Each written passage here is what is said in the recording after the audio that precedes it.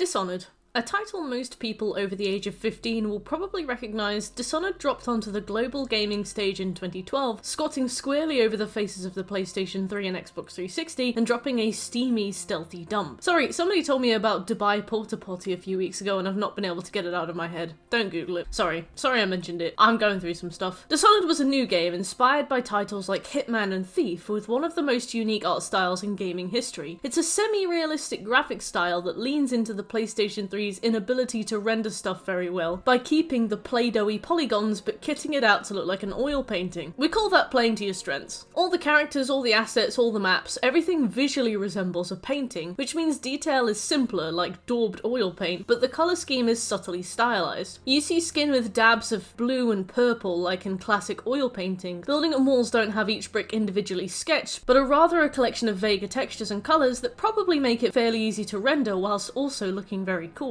The mechanics were polished with enough options for powers and upgrades to allow a wide variety of approaches to gameplay without leaning on skill trees and such. The cover boy, Corvo, wears an iconic mask that can be pinpointed by people who've never even played the game and remembered forever by those who have. For those of you who were sentient at the time, Dishonored dropped to incredible reception. The first-person stealth and platforming alongside the genius ways to cause horrible but creative bodily harm took the best mechanics from titles like Mirror's Edge and put them in a stylized artistic world with an actually pretty good story and a solid game length. It felt extremely unique. It was good, well made, and memorable. People loved it. Or so they seemed to. Weirdly, not lots of people have actually played Dishonored, or rather, not loads of the people I spoke to about it seem to have played it themselves, so bear in mind it's a bit of a small sample size to make such a definitive statement. It's one of those games that everyone's heard of but no one's played, or those that have played it only play a bit of it. Very few people ever seem to finish Dishonored. It's a strange phenomenon. I don't think it reflects badly on the game at all, but rather highlights how niche it is, and yet how much of an impact it's had beyond its niche. I mean, it's not niche,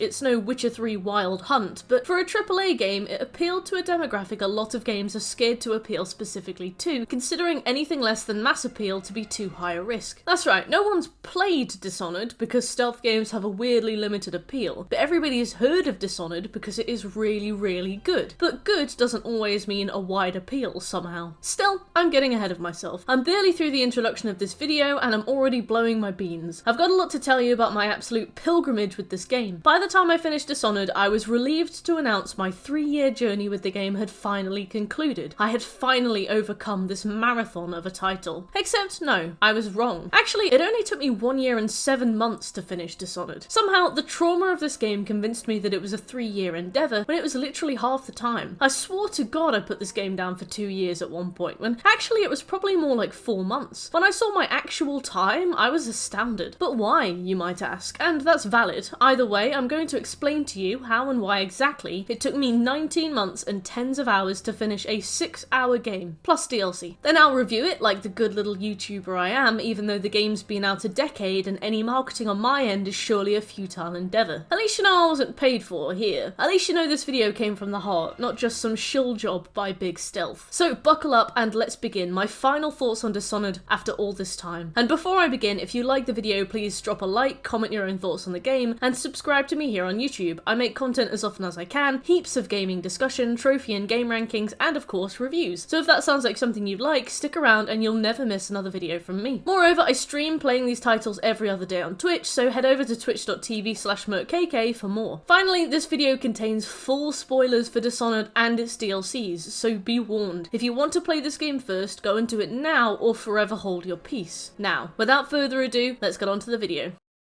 Welcome to Dishonored. In this game, you are Corvo Atano, a brilliantly unsubtle name that's Italian for Birdman or something, and you are the family assassin for the Empress of Dunwall, or the bodyguard? The two professions are fairly opposite when you think about it, but somehow you're both. Dunwall is this sprawling steampunk city. It's super industrial, a veritable concrete jungle with big clouds of fog hanging over it, full of tall towers and murky canals and dreary factories with dead-eyed workers. So like, Birmingham, if it was nicer. Dunwall very evidently believes in the divine right of kings, being that it has a birthright monarchy headed by an empress, with her daughter Emily acting as heir. The empress, Jessamine Coldwin, takes her fashion inspiration from Yennefer of Vengerberg and fairly successfully leads the empire at the age of 32, which is impressive enough considering a good portion of people don't even have houses by then. Jessamine is one of those characters in media that's marked for death from the very beginning. I mean, I don't think you say a word to her before she's killed in front of you, spoilers, but she's one of those leaders that's absolutely beloved by the people, despite the fact that they all live in disgusting squalor, suffer horrible deadly plague, and watch from the sidelines as a ruling class party their days away on the opposite side of an impassable fence. Social mobility is a myth, and the police state is violent and aggressive in Dunwall. Big walls of light painfully and horribly disintegrate any unpermitted people who try to pass through, which is probably a nasty way to find out your wife's finally signed the divorce papers. Arc pylons stand out right in the street and zap and electrocute unwanted passers-by, when a sign would probably be a bit more efficient. Police have access to the highest tier in available technology, employing everything from the humble nightstick to literal missiles and mechanical stilts to dispatch shoplifters and protesters. You could say that most of these changes were implemented by her usurper in the months following her death, and that's why you see them by the time you're out of prison, but I mean, it doesn't take 6 months to turn a city to shit that badly. I mean, that stuff had to exist. Tall boys didn't come out of nowhere. You really think it took 6 months for an R&D department to come up with whatever the tall boys were using? Jessamine's wiki biography insists that she committed herself to a just and compassionate rule. One such act involving her rejection of the proposal to begin a city-wide quarantine when a deadly, highly infectious rat-borne plague began ravaging the lower classes, leaving hundreds of people dead. Like, I bet she even refused to fund vaccination research too. She probably hates clean energy, and from what I've seen, she thinks basic workers' rights are a laughable non-necessity. Jessamine apparently tried very hard to alleviate the suffering of her poverty-stricken subjects by doing nothing that we see. Working conditions are horrible, death is a daily occurrence, and there's no protection of the people from police brutality. But she's got a huge castle and the nobility live in luxury, so a tax scheme would probably be a good start. So yeah, on the hot, ignorant scale, she's certainly high. Speaking of hot and ignorant, Corvo was named her royal protector when she was 12 years old, and he was 17. But they went on to have feelings for each other to such an extent that Emily is believed to be Corvo's daughter, considering Jessamine never married and just randomly rocked up with a baby one day. So there's an awkward age gap there too. Not illegal, but definitely groomy, and a bit manipulative. I mean, he is responsible for her safety. He reminds me of the guys in college. That's UK college, so ages 16 to 18, not American college. And they would date the other 12-year-old girls in my class when I was in year 7. And believe me, no one is making stealth games about them. On reflection, it was grim. Yeah, they probably didn't fuck when she was 12, but maybe they did. Remember, Corvo's a silent protagonist. He has no morals that you don't give him yourself, so while he probably didn't get weird with her, he just as likely will have. That's always the problem with silent protagonists, isn't it? People talk a lot about main characters being blank slates, but there's always an assumed moral foundation. But when you think about it, a truly blank slate like Corvo here is just as gross and weird as the person playing the game. That's you, by the way. I mean, he could meddle with dogs. Like, you can't prove me wrong. He could do that. But yeah, apparently Jessamine is pretty well loved, somehow, despite literally all odds. Anyway, the game doesn't waste much time. After a quick game of hide and seek with Emily, Corvo heads up to meet Jessamine in the gazebo. Assassins hop out of nowhere, Emily is grabbed and disappeared, and Jessamine is stabbed to death right in front of you. Jessamine has plenty of time to whisper her final thoughts to you, but dies just before any other witnesses arrive, so the bobbies sprint over to see you cradling her in your arms, very obviously stabbed to death. And since Corvo never says a word to defend himself, they accuse him of killing her himself, and he just kind of placidly gets arrested. Not even a "the evidence will show" speech. He's such a silent protagonist that there's no indication he even cares. Does he even know what's happening? Is he bothered? I have no clue. And that's our prologue. We meet Corvo next in prison. He's sent a note with the key to his cell enclosed, and off he goes. I didn't even read that shit. Just get me out and let me play. Depending on your approach, you can stealth your way out of the prison or kill your way out. When I first played this on the Xbox 360, I genuinely just put it down at this point. I think I got detected a few times and just got annoyed enough that I put it down forever. But if you persevere like I came back later in life with the intention of doing, you'll escape the prison and begin unraveling a story of political sabotage and a conspiracy with a sprinkling of dark fantasy. For a PlayStation 3 game, back in an era of grimy shooters, any whiff of a story is a genuine surprise and a welcome one at that. You find out that Jessamine's killer was a man called Dowd, a prolific and deadly assassin with mysterious magical powers bestowed upon him by the Outsider, a kind of proto-Gauntero Dim who doesn't really care too much about how the world ticks over, but more just bestows powers on people he finds interesting to see what they'll do with them. I'm playing both sides. so that I always come out on top.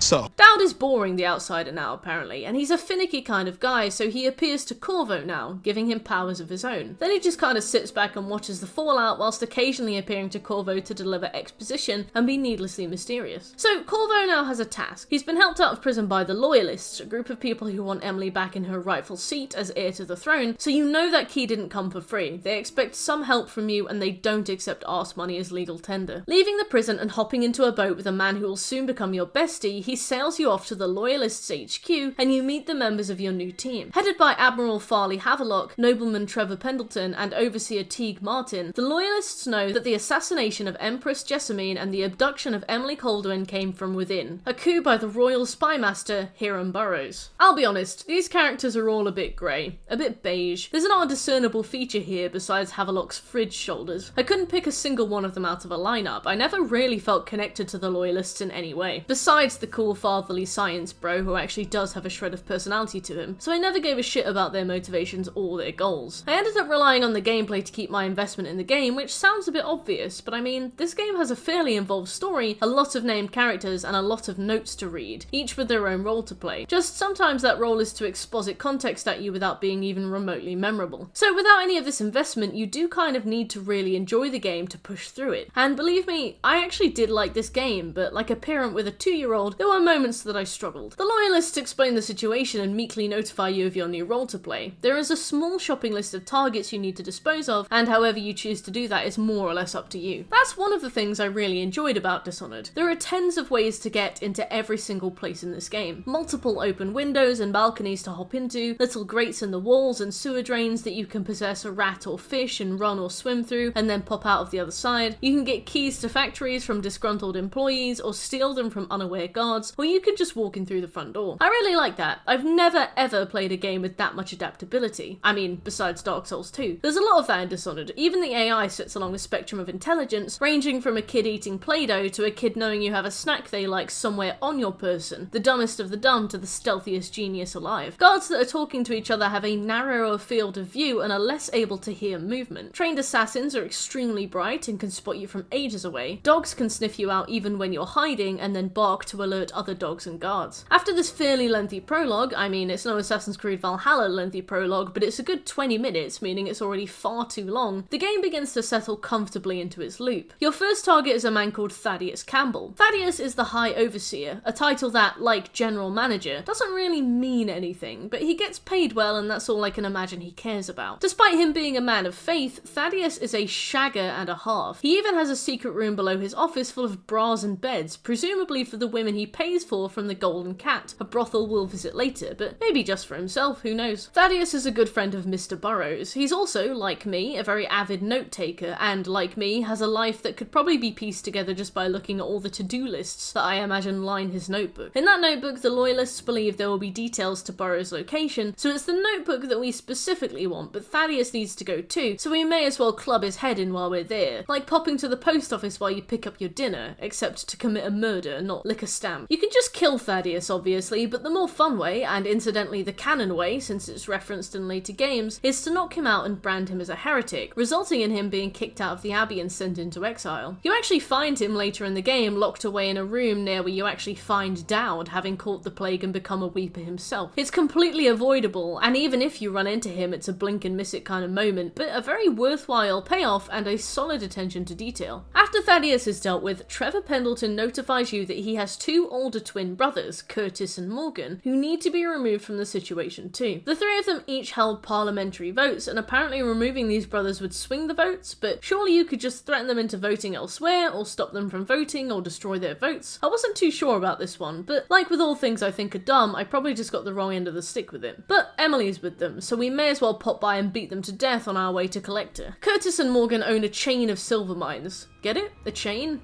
But today, for whatever reason you might imagine, they are at the aforementioned Golden Cat, this huge multi-story brothel, like a huge superstore car park, except the spaces are much smaller. I found this level pretty tough at the time. There are 1,000 ways to get into the building, but to combat this ease of access, there are tons of guards patrolling, and the place is completely open. It's almost impossible to move without being detected, like when you have those dreams that you're out in public without your trousers on, and you keep getting called to do increasingly more public things. They can sneak in and murder the twins in many many different ways, but we can do a task for a bloke called Slackjaw, who will then handle the Pendleton brothers himself by shaving their heads, cutting out their tongues, and putting them to work in their own silver mines. Cruel, but likeable. Nice one, Slackjaw. You then have to grab the royal physician, Anton Sokolov, incidentally the creator of the health and mana potions you find scattered all over the place, and my official choice for the most Russian man in gaming, bearing a permanently furious face and a striking resemblance to Rasputin himself. From what I remember, the guy goes pretty willingly, but this was also one of the earliest things I did in my platinum journey, so I can acknowledge some gaps in my knowledge. Once old Sollybear is bagged and tagged, we move on to arguably one of the most fun missions in the game. We need to now infiltrate a masquerade party and figure out who a woman called Lady Boyle is, and then steal her away or kill her. This one's an awesome chapter in a kind of whodunit format where you look for clues and ask guests for information, because no one really knows who's who, even those who actually know her in real life, so you have to pick through the clues and find out yourself. She's got an awesome but also kind of haunting non-lethal disposal method where you knock her out and hand her off to an obsessed stalker and he takes her away to some isolated island, but from what I can understand she kind of deserved it. I think the designers said they felt a bit bad about handing over the only female target to a man who would surely assault her. So from what later came to hear and was openly discussed by the developers, Lady Boyle wrapped him around her finger and presumably came out in a fairly strong position. I appreciate that they acknowledged it and kind of retconned her agency in that situation. It was nice of them. The Pendleton brothers got a horrifying non-lethal end, and I think Lady Boyle should have had an equally haunting one, without the implication that she was sexually violated.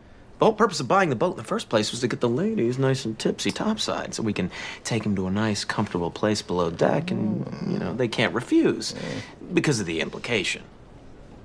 Oh, okay.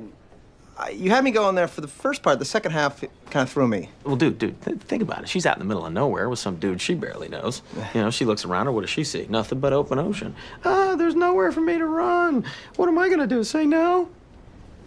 Okay, With Boyle out of the way, we move on to Burrows. Burrows is in an enormous fortress thing with tons of rooms, floors, and guards. He's also got patrolling tall boys, an enemy I'll fill you in on later, but essentially they're blokes on stilts with missiles. Really, really hard to reach themselves and able to blow you to smithereens from a distance. They're very infrequent and very easy to stealth around, so on both my low and high chaos playthroughs, I never needed to fight one. As I would learn later, this lack of practice was not ideal. Hilariously, we find some notes from Burrows complaining that the Empress spends too much time locked away with Corvo instead of tending to her kingdom, and I kind of felt that. Across the game, we really do get a sense that Corvo and Jessamine just fucked all day, and she wasn't a particularly brilliant Empress. It was one of those moments where you can't really fault the villain for their opinion. He also comments that Emily is spoilt, and considering her mum's attitude, I could believe that. Not to let Burrows off either, but he really does make a good point. Just because we're avenging our frigid ex-girlfriend and rescuing her damsel in distress daughter doesn't mean she wasn't unfit to rule, she just didn't deserve to die. In the end, you can either kill him or play a recording of his admission of treason over the propaganda speakers, which apparently gets him immediately imprisoned for treason. Fun fact, if you kill the speaker guy, he gets replaced by a woman voiced by Carrie Fisher. It's a very difficult cameo to unlock, but it's a cool one. I played the game multiple times and didn't even realise until a member of my chat told me. Thanks Bahukri, by the way. I'll surely forget that again soon. Anyway, it might be because I'm in Britain right now, but weirdly I don't believe that anybody would actually do a thing about it if a politician bleated out admissions of guilt over a speaker. I mean, what are they gonna do? Arrest him? I feel like a leading politician could go live, tell us he went back in time, murdered Princess Diana, started COVID, and stole Christmas, and we wouldn't be able to do anything. People would care for a bit, nothing would happen, and then we'd move on to the next outrage. I feel as though politicians can very openly admit to all sorts of wrongdoing, and after 3 internal investigations led by their own political party, we are told that no laws were broken, and if they were broken, they definitely weren't, so stop asking. The fact that this bloke is dethroned by an admission of guilt just seemed kind of flimsy to me. Cool detail though, he's one of the only, if not the only, characters that will notice and react if he sees a safe has been opened, so there's that. Anyway, Burrows goes and the aptly named loyalists betray you. I guess they were getting a bit of cold feet about the whole thing, or maybe worried about it all backfiring on them, but you get poisoned and most of the loyalists get murdered, and they steal Emily away to a place called King Sparrow Island while they try to figure out what to do and hope it all blows over. You're found by Dowd, who picks you up and confiscates your gear. He smacks you into a little cage, Regent planning to deliver you to Havelock for a fat bounty, and naturally you hunt him down and kill him instead, or non-lethally remove him from the picture. I don't remember Dowd's non-lethal being particularly interesting, so I don't imagine it was brilliant. Dowd does get a bit shafted in the main story, considering he's the catalyst for everything that happens, but he gets plenty of screen time in the DLC. Go Queen. Obviously from here, you track the loyalists down and kill them, or spare them. Emily happily leaps into your arms and you're reunited. As the game ends, depending on how you play, you see one of two cutscenes saying you are either literally Satan, or literally the opposite of Satan. Whatever that might be. I guess we'll have to wait for the Bible 2 to come out. And that's the story of Dishonored. Roughly a 15-hour experience, you'll probably spend 8 or so hours on the low chaos playthrough, and maybe 3 at most on the high chaos playthrough with a bit of light cleanup, but that's half a work week, so clearly this isn't the issue. The time spent is elsewhere. Following the release of Dishonored, some DLCs were put out. There was a challenge room DLC, like all PS3 era games needed for some reason, aptly named The Trials of Dunwall, and then 2 story DLCs titled The Knife of Dunwall and The Brigmore Witches. We'll ignore the trials for now since they don't actually tell us anything about the canon of Dishonored besides including a reference to a cut quest from the main game about a woman called Mrs. Pilson, but we'll talk plenty about those later, believe me. These DLCs follow the story of Assassin Dowd. Remember him? Whatever Dowd was busying himself with during the main story is kept a mystery to us, but in the DLC we are given an insight into what he gets up to between his original assassination of Jessamine and his final confrontation with Corvo, and boy was he busy. These DLCs were released in March of 2013, and although they use the classic assets and character models from the main game, they introduce whole new areas and missions to do, often running parallel alongside whatever it is Corvo is canonically doing at that point in time. There's also a few new weapons and mechanics, but we'll cover them later. Straight after killing Empress Jessamine, Dowd is told by the Outsider that his story is about to end. Spoilers, Outsider, thanks for the heads up I suppose? And the nature of that end will depend on whether or not he finds Delilah. The Outsider then disappears for 6 months, a period of time I imagine absolutely crawled by for Dowd, a man who's basically been put on supernatural death row. Seriously, what a spiteful thing to do. Next time, keep it to yourself, Outsider. This is probably why you were murdered in the first place, to be honest. I can't say I don't support it. After 6 months, a ship called the Delilah docks at a certain Rothwild slaughterhouse, and Dowd and his associate Billy Lurk go to investigate. After some investigation, and when I say investigation, I mean the egregious torture of an owner of said slaughterhouse, we learn that the ship used to belong to a fellow called Arnold Timsh, who sold the boat because the name was haunting him.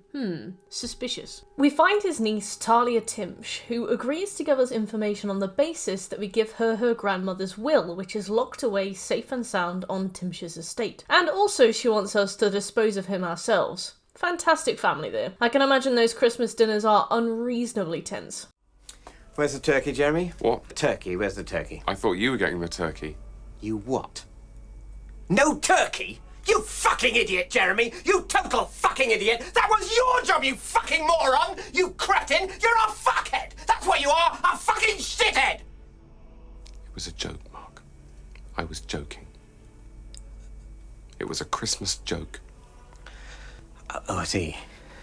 Whilst on the estate, optionally, although I didn't realise it was optional, you can speak to a statue on the top floor. This is Delilah, not the boat. It's just a broad, a roasty, or at least a statue of her that can come to life and speak, which isn't a technology we've seen before, so we know she's kind of a big deal, potentially as big a deal as the Outsider himself. I don't even remember what she said, because I absolutely zoned out when she spoke to me and I had to reload a save. Yeah, I'm definitely not the best person to assess a game's story. We either kill Timsh or we swap his papers and get him evicted and we move on. Returning the will to Talia, she tells us that Delilah was a woman who had convinced Timsh to make her the sole benefactor of his will, and then she vanished. Dowd is pretty suspicious, but he's got bigger fish to fry. Now, since this DLC is about to end, but the story is only half over, we need a bit of conflict. You return to your base in the flooded district and discover overseers all over the place, which need to be dispatched in a, can I say, pretty hard sequence of trial and error stealth that took me a long time on low chaos. Like, more than 3 hours, because I just kept getting seen. It was very hard. Billy Lurk will then immediately try and usurp your position as head of the assassins, and you can deal with her physically or just put her to sleep, which is a bit hilarious. And then the DLC just ends. I had done a low chaos playthrough up to this point and I didn't realise she had to be put to sleep with a dart for her fight to count as low chaos. So I stabbed her to death and got a high chaos playthrough as my final result, which is a bit rank, like 1 kill in a game makes you steampunk Hitler. I know they intended to tell the story in 2 parts and they probably needed a final fight for this one so it wouldn't just rattle to an awkward end, but this is a bit out of the blue. I reloaded the game, put Billy to sleep, then the low chaos rank popped. But not the no alerts, trophy. Uh-oh. At some point during this DLC, I had accidentally alerted one person. I couldn't remember when or where or why, so great. The missions even told me at the end on the results page, but I probably wasn't paying attention, so I redid the whole thing laboriously. It took ages. Still, in retrospect, I actually didn't mind too much. It was an alright DLC, really. A bit of a difficult one in places, but largely it's there to tell a story I barely paid attention to. With that out of the way, we moved on to the Brigmore Witches DLC, which was a damn sight more interesting, both mechanically and visually. One particularly interesting part of this DLC is that it exports the save from the previous DLC, so you don't need to start from square one with abilities or money, you carry it all over. There's a trophy related to it too, which is a filthy ultra rare on PS3, so you better believe I kept a careful eye on him. In the Brigmore Witches DLC, we're back in the world of Dowd, fighting for his life against Corvo Atano, Birdman from the main game if you forgot, and whether you kill him or he kills you doesn't matter. Dowd wakes up in his home or office or whatever it is in the flooded district and reflects on his dream or something. Again, I don't remember, and it's probably because I didn't pay attention. Dowd knows now that he needs to find Delilah. I definitely missed the conversation myself where he realised, but those of you who watch my Twitch channel will know that I've never paid attention to anything for an extended period of time in my life. I'm writing this at gunpoint. I've been here for months. My captor is begging me to focus for more than 6 seconds. I keep getting distracted by the ringing sounds in my brain. Anyway, Delilah Brigmore is at Brigmore Manor, a place I can't even believe needed a running jump in terms of logic. Well done, Dowd. Brigmore Manor is outside the quarantine zone, across an undisclosed expanse of water, and Dowd needs some help to get there. Specifically, the help of Lizzie Stride, leader of a gang called the Dead Eels. Eels are water-dwelling, I suppose, and consequently she seems to have the only boat available and the only know-how on how to sail to the Wrenhaven River where Brigmore Manor is. The brilliant convenience of Lizzie being the only person on the planet who can sail us there is that she cannot be spoken to. She's in prison. Not only that, but the same prison that Corvo was in right back at the start of the game, so naturally there are more patrols and more security measures in place than your first time through, because they won't be letting another assassin out of prison, especially any assassins that were involved in the murder of Jessamine, so we are screwed. Though if you're me, with an enormous amount of trial and error, you'll work your way through this prison, get a bit bored, and put the game down for a few weeks. Seriously, this is like a 2 or 3 hour mission on Low Chaos, and I just walked off from it one day and did something else for a while, probably Dead by Daylight. When you come back, Lizzie Stride, a woman you've likely long since forgotten about, explains that she was sold out by her second in command, Edgar Wakefield, who has taken command of the Eels and of her boat, the Undine. Dowd travels to Draper's Ward, home of the Dead Eels. They're currently getting harassed by the Hatters, a rival gang, which means you often get to watch them throw down. I would watch them kill each other and then spend a lot of time panicking over it, trying to pick up the bodies without being seen myself so that I could put them up high and rats wouldn't be able to eat them. But I'd always put like 2 bodies up in buildings and then come back down to find a third one being eaten, or I'd get seen on the way down and have to reload. I did this because I thought, from months of playing Low Chaos and knowing rats eating my target's unconscious bodies counted towards my kills, that I'd get a high chaos grade for them. It was only after several failed attempts that I realised I hadn't killed any of these enemies, since they'd killed each other, and therefore they're not unconscious, and therefore I don't need to hide them, and therefore they won't count towards my moral pendulum. Uh-oh. There are some friendly NPCs here, like the dressmaker, but I didn't realise when I was playing, so I snuck into his apartment and choked him to death.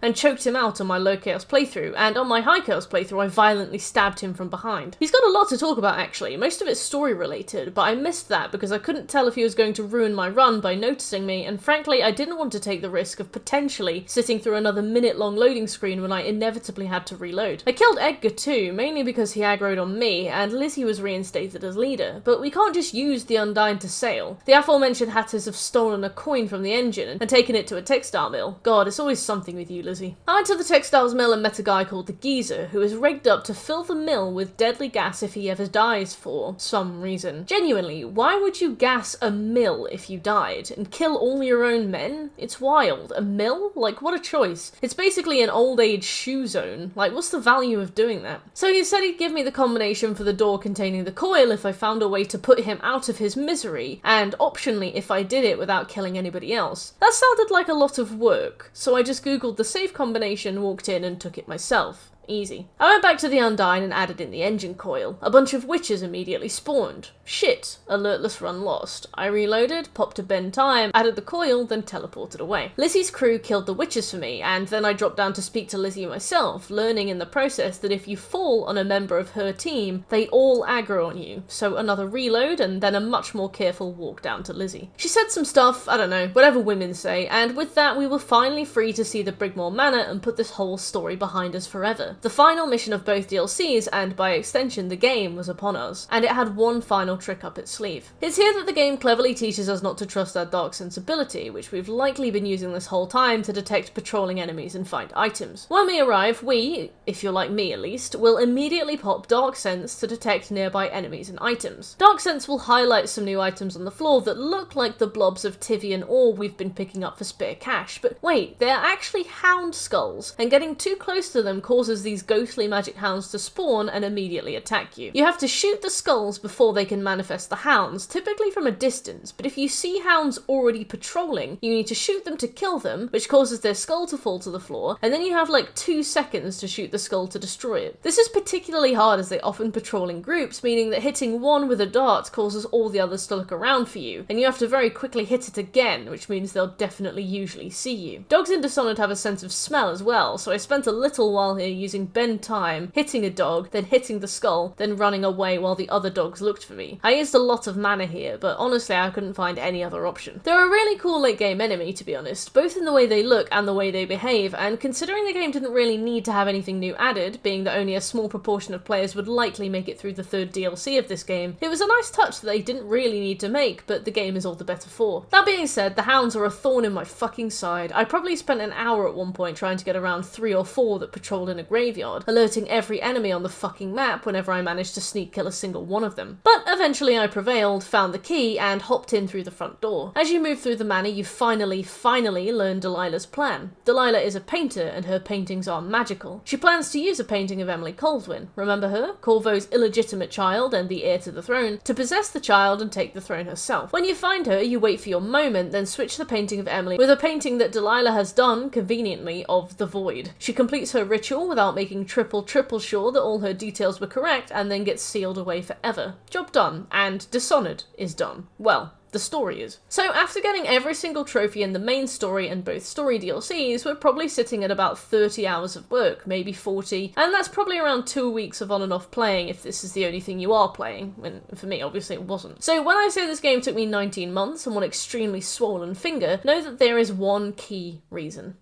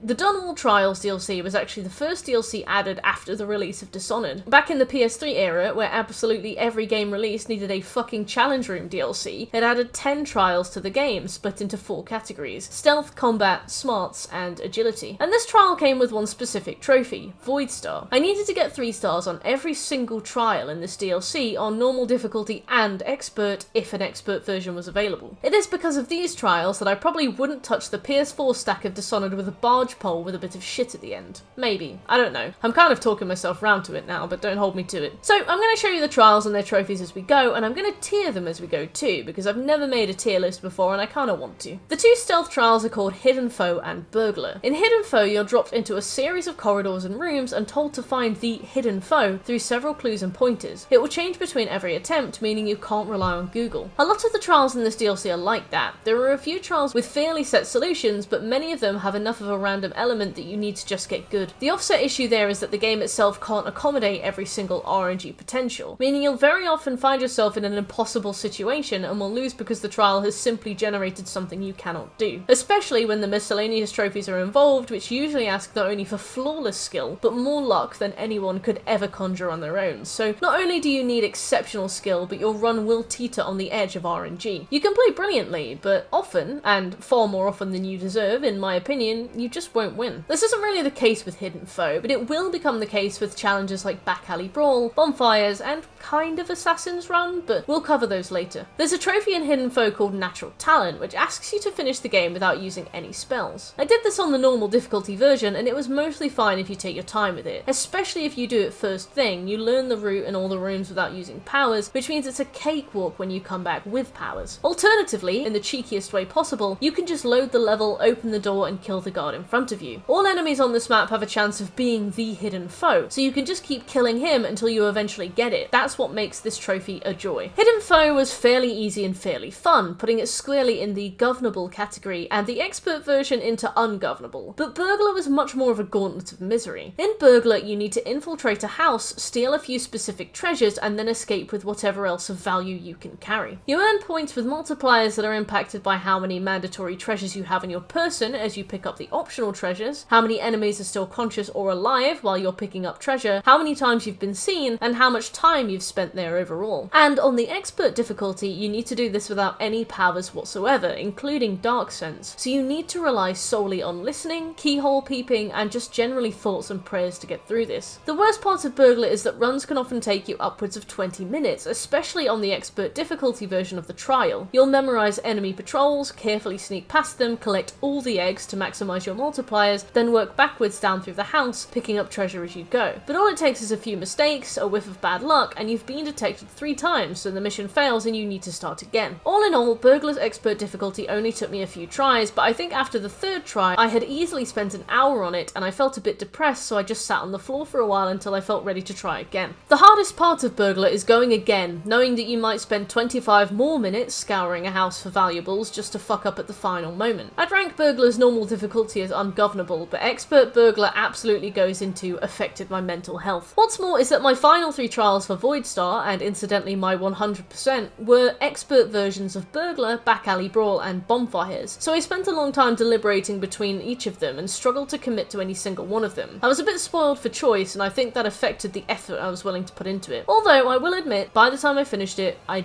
did kind of like Burglar. There's a trophy on the expert version of Burglar called Rare Collector. You need to collect 16 figurines from the house on the expert difficulty, but since you don't need a score here, you can just kill enemies as you want. As long as you're not detected more than 3 times, which fails the mission, this trophy will be a joy. Next came the combat trials, and ultimately my final tipping point into spiraling despair. By My Hand Alone is a trophy that can be awarded during the Back Alley Brawl trial, which asks you to kill every enemy combatant personally. What does this mean? Well, in Back Alley Brawl, you have 12 rounds of 53 combatants, including merchants, which are special spawns between certain rounds that drop health and mana when killed. On its own, and particularly on normal mode, this is governable. Even on expert, it's barely ungovernable. Not terrible. And after finishing Bonfires and Burglar, it is a welcome way to blow off steam. For By My Hand Alone, however, all of these 53 combatants need to be killed personally, by your hand alone. But there's a catch. All combatants are part of different factions. We have guards, hatters, weepers, dogs, and assassins, and all of them have their own nemesis and ally factions, meaning that they will attack each other on sight. Some of these enemies die in one hit too, so for example, if the round starts, all the enemies spawn, and you look across the map as a guard spawns next to a dog 100 meters away, that guard will likely have one-shot the dog before you can even charge a blink. That's a kill that isn't yours, and you have to start again. Imagine that happens during round 11. As the rounds wear on, we eventually encounter tall boys. Now, you might remember that when I referred to tall boys previously, I told you that I never ever had to fight them in any of the story-related content, and that it stabbed me in the back some point later on. This is it. This is the bit. You see, tall boys begin to spawn around level 9 or 10 of Back Alley Brawl, and you have to be right on them. They are long-range explosive attackers, meaning anything they aggro on is basically dead on sight, so they spawn, you pop a bend time, and you kill them. The only problem was, I didn't know how. I never had to. I tried shooting them, hitting their legs, throwing whale oil barrels at them, nothing. I lost 3 or 4 perfect runs to them, simply not knowing how to handle them. Google said to drop assassinate them. I died trying. I loaded a story mission chapter and tried to practice on some, only to die. The saves took like 2 minutes each to reload. I got bored. I turned the game off. I put it away for months. My friend came round. He had a go. He couldn't do it. The game went away again. I couldn't face it. The failure, the effort, I couldn't do it. By My Hand Alone was the first part of this game to enter incomprehensibly foul territory. It sat over me like a dark cloud. Every time I checked my games list, I could see it sitting there unfinished, looking at me, taunting me. I had been beaten by a game. I felt annoyed. I considered hiding it from my list, but I'd come so far, I just couldn't do it. Eventually, I went back and By My Alone was finally done. I won't say any more about that. It was easily the hardest thing I have ever done in any game. I took a small break again after that, did some story DLC, took my time with it. Despite having overcome a hurdle worth 1,000 trophies, I just couldn't face going back to the Trials of Dunwall. It was going to be the very, very, very last thing I did. While talking about the game with another trophy hunter, I was assured By My Hand Alone is awful, but it's nowhere near as bad as Headhunter and Daredevil, and Headhunter was next on the chopping block. The second combat trial in this DLC is called Assassin's Run, a gauntlet-style trial where you need to sprint through a building of multiple levels and rooms, killing enemies as you go. You're graded on time and accuracy, so it's not dreadful. A few runs and you'll have 3 stars, no worries. I'd put this under governable. It's honestly not too bad. But for the trophy Headhunter, you need to get a headshot on every single enemy. For a first trophy back, gingerly dipping my feet back into the world of Dishonored after the trauma of By My Hand Alone, Headhunter took me 4.5 hours.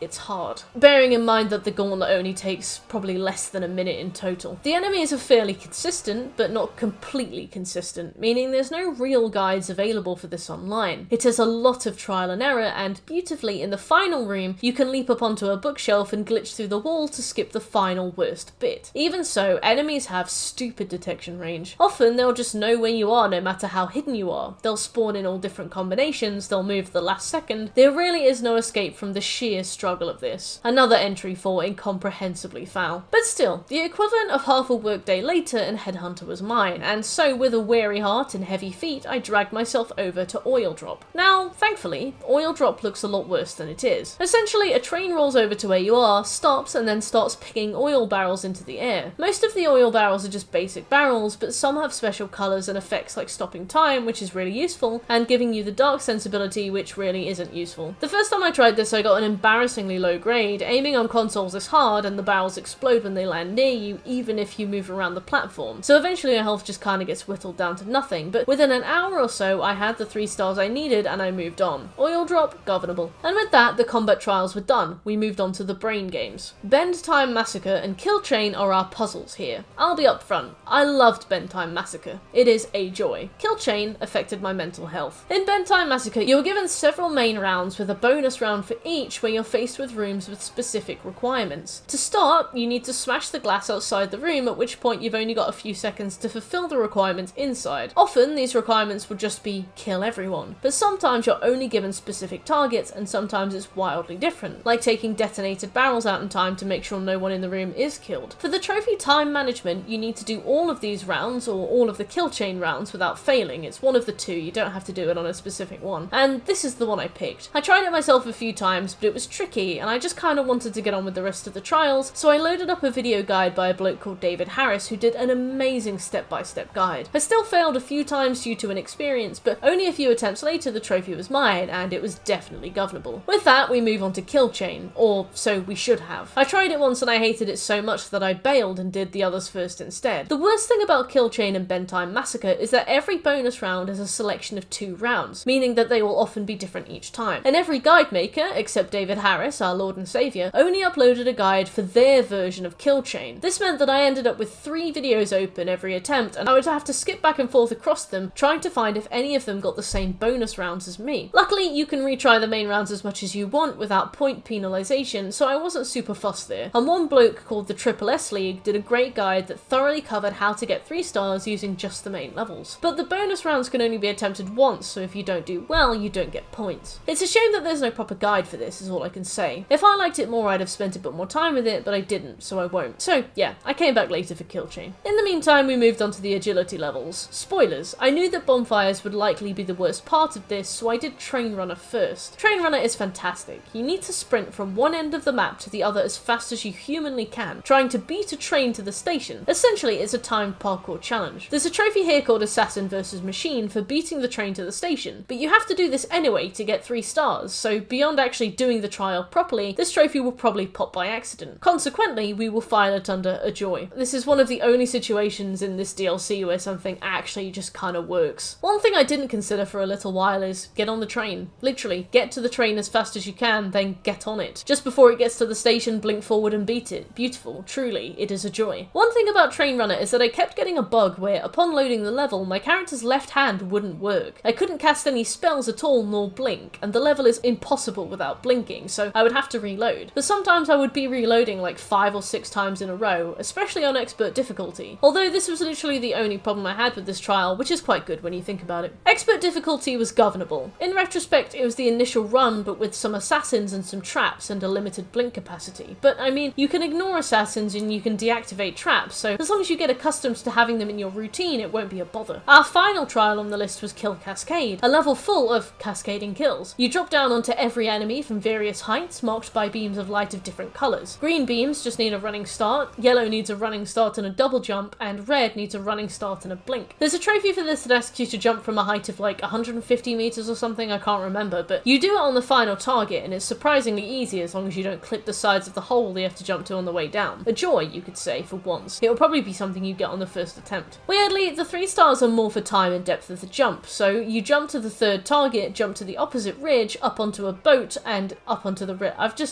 I've just realised that I've written the word dump instead, so it says the time and depth of the dump. Never mind. But then you jump to the red beam, and then you climb some buildings, and then you jump to the final target. It's governable. It's the same on expert difficulty too, exactly the same. Except you have fall damage, but if you land on all of your targets, you don't experience fall damage, so it's fine. Still ungovernable for the sheer chaos of accidentally landing right next to a target from a 150 meter height and watching your character's legs buckle and snap in half underneath them. At this point, I finally returned to Kill Chain and then faced what would become the trial that broke my sanity and caused my index finger to swell up and callous. Yes, we went to Bonfires. So, Bonfires is a tricky one to explain. Essentially, you're in a small contained area, and you will see a beam of light in the distance. You need to run to that beam of light under a timer. For every beam of light you grab, you get like an extra 10 seconds up until you have roughly 9,000 points, and then you get 5 seconds. There are 6 jumps to be made around the arena called tricky jumps. These are really exact jumps that need to be made between 2 specific points, and they only count if you land on a beam of light as you do it. So the beam of light you need for that jump needs to have spawned, and you need to then make the jump. Some of them are fine, but some of them are very, very picky. There was one with a tall, narrow windowsill that I never seemed to make, probably because I was scraping the window by accident as I went in. There's one where you need to land between 2 floors on a platform, but there are obstacles that I would occasionally bounce off before falling into the void. Luckily, there's no penalty for falling into the void besides you respawning at the last beam, which can sometimes be a run breaker, but you'll be glad for this, because this trophy is hard. Not only do you need the skill and ability to get across the map fast and efficiently, but you also need the RNG fully in your favour. The first 2 spawns will always be the same, and you can get your first 2 tricky jumps from them, but after that is a no man's land of random generation. Sometimes the game will just give you a beam that you cannot physically reach in the allotted time and you need to restart. Sometimes the first person platforming will cuck you and you just won't make the jump you need despite doing it 1,000 times before. It just happens, unfortunately. We go again and again. But yes, ultimately this trophy took me over 8 hours. While Bonfires on normal difficulty merely affected my mental health, Daredevil was incomprehensibly foul, and then I still had to 3-star it, which took another few hours, and then I had to do it on expert difficulty. So there is a rumoured bug on the expert version of Bonfires. I say rumoured because everybody else seems to have been able to get it except me, but the difference between normal and expert Bonfires is that in the expert version, assassins spawn on the map, and they are genuinely a 2-hit kill in some situations. Sometimes you'll get away with a mere bruise, sometimes they'll clot you and you're done. done, go again. These assassins are insanely annoying. They have this ability where they can grab you from the air and drag you back to them like a black hole kind of gravity magic, which can absolutely cuck a jump you're trying to make. The amount of times I've had an amazing run going, I've been halfway between beams of light and an assassin has just sucked me into the void or knocked me off a platform and I've lost the run because of the lost time. Devastation. But with this rumoured bug, apparently after a certain amount of restarts, the assassins just stop showing up. I personally did try this. I counted 120 restarts, and then, when that didn't work, I set a 25-minute timer on my phone and restarted for the entirety of that 25 minutes. Apparently you have to time it just right, give it a second after it counts down. I followed all the tips, but it just never worked. Some people say it takes 5 hours, but I played this for ages, including all the restarts I did, and I never managed to get it to work. So I did it with the assassins there. Even with normal Bonfires and Daredevil under my belt, this easily took another 6 hours. I was going on holiday on the Thursday and it was Wednesday by this point, and for some reason I got it in my head I wanted it to be done before I left. I don't know why I imposed that arbitrary timer on myself, but I did. By the time I was done and the Void Star trophy popped, securing my 100%, the area of my index finger that was pressing R2 went red and sore and swollen. But after 1 year and 7 months, I was finished. And I was free. I had not only enjoyed the main game and the DLCs, but I'd overcome the trials that asked you to master every single vein of combat and agility in the base kit of Dishonored. The main game will give you a healthy understanding of gameplay, but damn, these trials will force you to get a fucking degree in them. You will know them better than your immediate family when you are done, and you will be proud. So with that experience under my belt, let's talk about the mechanics of Dishonored. Dishonored and its mechanics are split broadly down the middle between lethal and non-lethal, high and low chaos respectively, but they're also categorized within that as magical or physical, like a Pokemon, but steampunk. Magic spells include non-lethal abilities like Dark Sense and Blink, which allows you to see enemies through walls and teleport short distances respectively. Lethal spells include Rat Swarm, which summons swarms of man-eating rats, and Whirlwind, which you can use to whisk people off the edge of roofs. Physically, we've got non-lethal options like the classic Choke, but also Stun Mines and Sleep Darts, which seem fairly self-explanatory. On the other side of the also deeply self-explanatory coin, we've got grenades, pistols, and good old-fashioned knives. I played the Xbox 360 version first, but finished my Dishonored journey on the PlayStation 3, and I can say that on those consoles it doesn't always control incredibly well, but this experience was vastly improved when it was ported to PlayStation 4 and Xbox One. Alongside a graphical update, the game feels generally smoother and easier to handle, despite no difference in frame rate. I can't speak for the PC version, but I imagine it's just a bastion of nude mods, so I shan't go there myself, but you're welcome to give it a shot. In terms of my experience with the original versions, the game can feel very stiff and very slow. Weirdly, you need to turn the stick sensitivity right down or you're just wheeling all over the place, but you never really can find a good balance between skimming all over like a box of spilled marbles or trudging through Dunwall like your shoes are lined with PVA glue. Certain mechanics struggle under certain conditions that only really become prevalent when doing the harder parts of the game. Trying to blink up a ledge directly in front of you is often a trial in patience, as the game bluntly ignores the difference between getting the special climb up arrow and awkwardly hopping on the spot with your face against the bricks while guards converge on your position and set your bussy on fire. Stealth can occasionally be a massive pain in the arse when you watch a guard make the same patrol over and over and over again, walking the same route around the same floor of the house. When I was doing Expert Burglar and I had no magic spells at my disposal, I kept a careful eye on a guard and watched him do the same circuit around the floor 3 or 4 times over and over and over until I was confident that I knew what he was doing. But then, when I entered the room that he'd just left, slowly, in stealth, not making any noise whatsoever, he just turned around and walked right back in and saw me and I lost the run. Yeah, you can say that life isn't always predictable and that sometimes guards do just walk back on themselves, but I say eat my ass. I sat there for ages making the effort to learn, and it was spiteful to punish me for it, especially during the burglar trial and the Trials of Dunwall DLC, when rounds can take 30 minutes and being detected even once is severely punished. When I played the game, I earned all the trophies for it, which meant that my time with the game was split into 2 specific playthroughs, low chaos and high chaos. Low chaos is, on balance, not really very fun. At first, anyway. Sometime during the DLCs, I realised I was enjoying it, but that's a lot of time to suddenly kind of like something.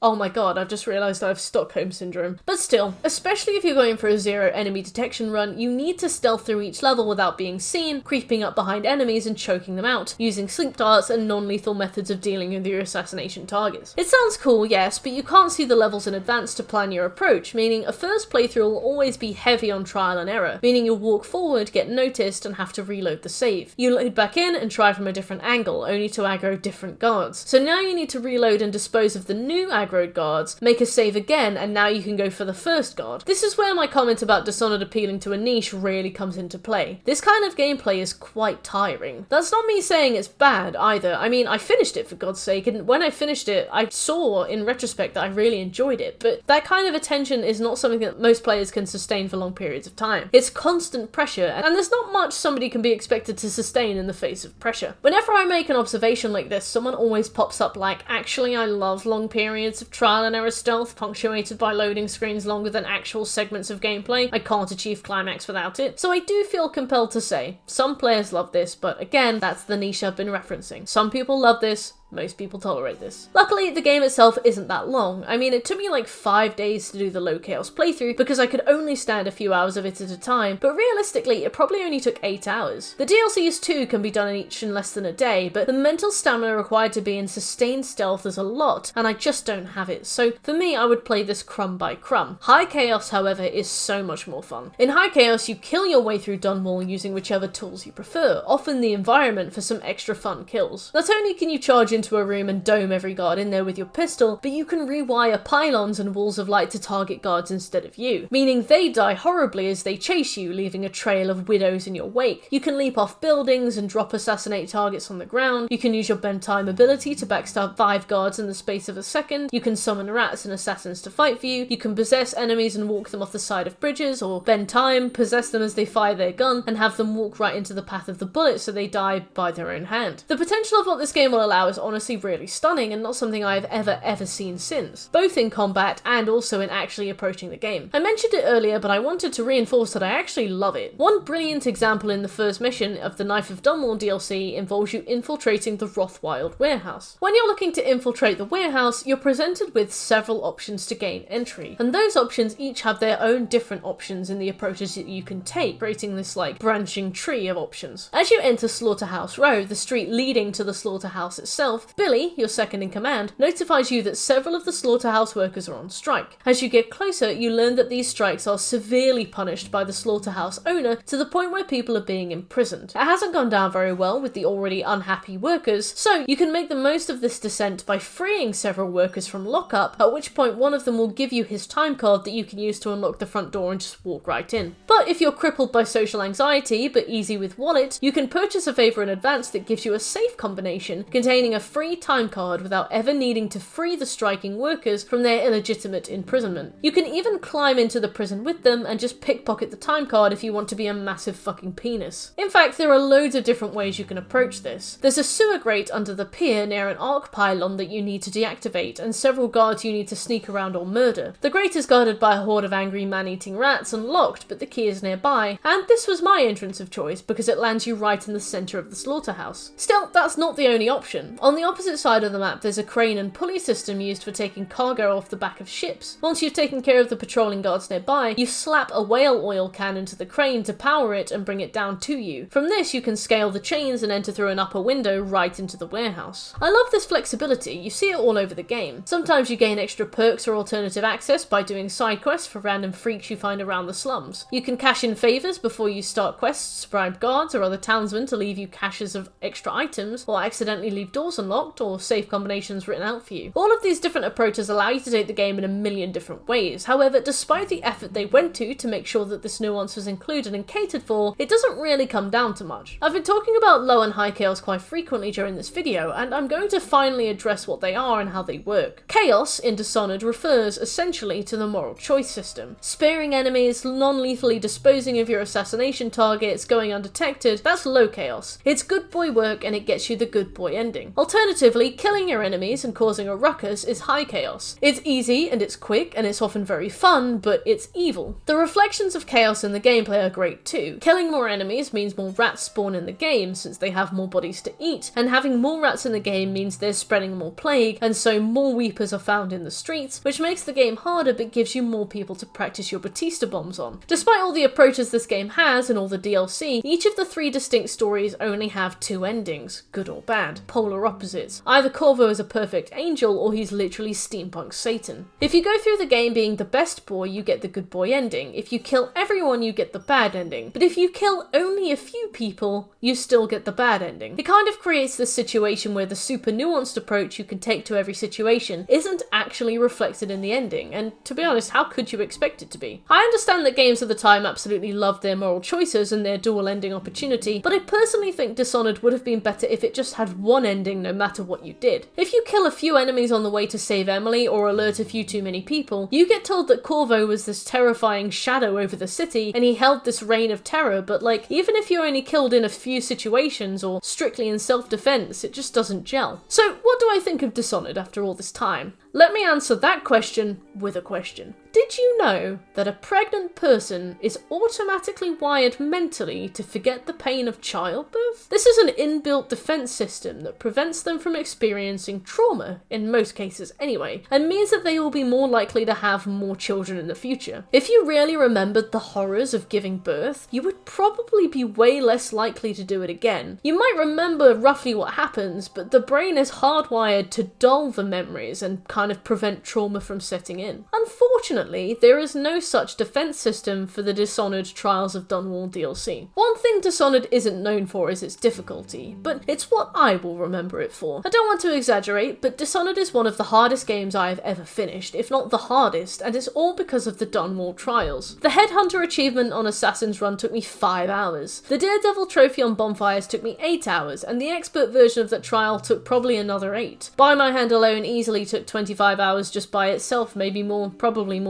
The game is fine, the length is almost too much and the skill ceiling is utterly absurd. Normally when I 100% the game on the PlayStation 3, I'll jump on the opportunity to do it again on the PlayStation 4, if there's a list of course, but I would never ever touch the second stack of Dishonored trophies. Not even because it's bad, it's brilliant, and it's probably my proudest 100% of all time. In terms of variety, mechanics and suitable challenge, this game delivers on every front, and despite a few rusty parts, it continues to deliver a decade after release. Thanks for watching my review of Dishonored. This game took an absurd amount of time and effort, and one huge final push to finally finish it and consider it done at long last. I hope you enjoyed the video. My 100% ended with the Void Star trophy, and I was honestly shaking, just sat there on the floor of my office with a swollen finger and heart palpitations. In the final push to the 100%, I'd played probably upwards of 10 hours a day just to finally get it out the door. By that point, Dishonored had been on my list for the longest out of any remaining game. It was my white whale, my magnum opus, and it was a trial. It was a game that released early on enough that there was little to no help available on Google. You know the type. So much of the work is done off your own back, particularly when RNG starts to really impact success. It's trial and error, trial and error, trial and error. By the time I finished Dishonored, I was 90 months in the hole and easily 80 hours down. Probably closer to 100. I was broken, I was tired, I was proud, and I was very, very happy. But mostly, I was relieved. After a period of time that felt like years, Dishonored had been conquered, and it had been conquered by my hand alone. If you enjoyed the video, please drop a like, comment your own experience with Dishonored, and subscribe to me here on YouTube. I post videos on gaming as often as I humanly can, reviews, rankings, general discussion, and if that appeals to you, make sure to subscribe so that you never miss another upload from me. Finally, check me out over on Twitch if you want to come and chat and get to know me in the community, live at 7 PM UK time every other day. Thank you for watching, and as always, I'll see you in the next one.